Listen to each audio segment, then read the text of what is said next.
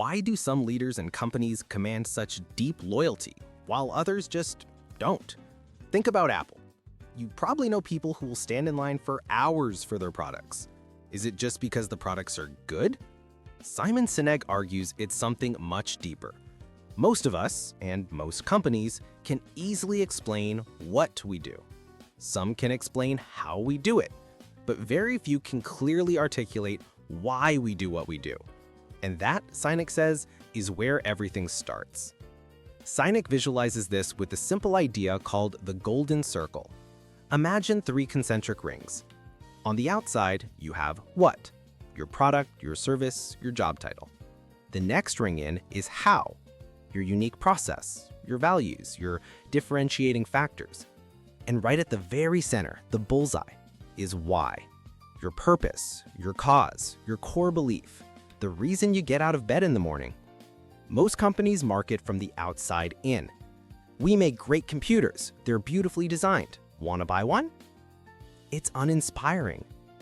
Inspiring leaders and brands communicate from the inside out. They start with why. Everything we do, we believe in challenging the status quo. We believe in thinking differently. The way we challenge the status quo is by making our products beautifully designed and simple to use. We just happen to make great computers. Want to buy one? See the difference? One is a sales pitch, the other is a belief system.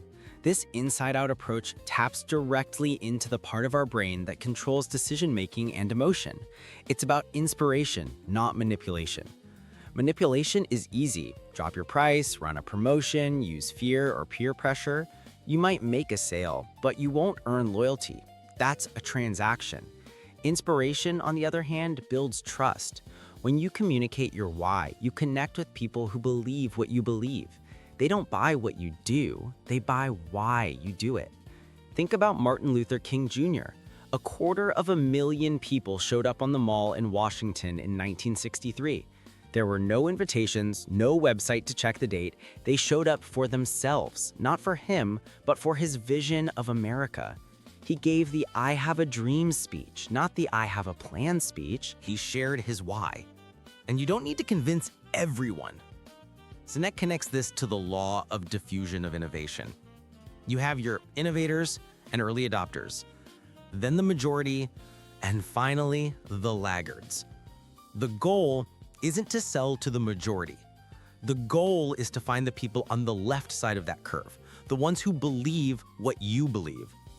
They are the ones who will brave the long lines, the imperfect early versions, because your why aligns with their own identity. Once you win them over, they become your advocates. They spread the word. This is how you create a tipping point, how an idea or a brand catches fire. It's about finding a tribe, not just a customer base. The goal is not to do business with everybody who needs what you have. The goal is to do business with people who believe what you believe. Ultimately, starting with why isn't just a business strategy.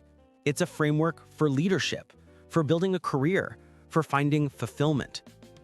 Profit, success, and fame are results, not the reason. When you know your why, you have a filter to make decisions. You have a purpose that guides you through adversity. It provides the clarity and passion that inspires not only others, but yourself. And when you can articulate that purpose, you'll find you don't just achieve more success, you'll find the work you do actually means something.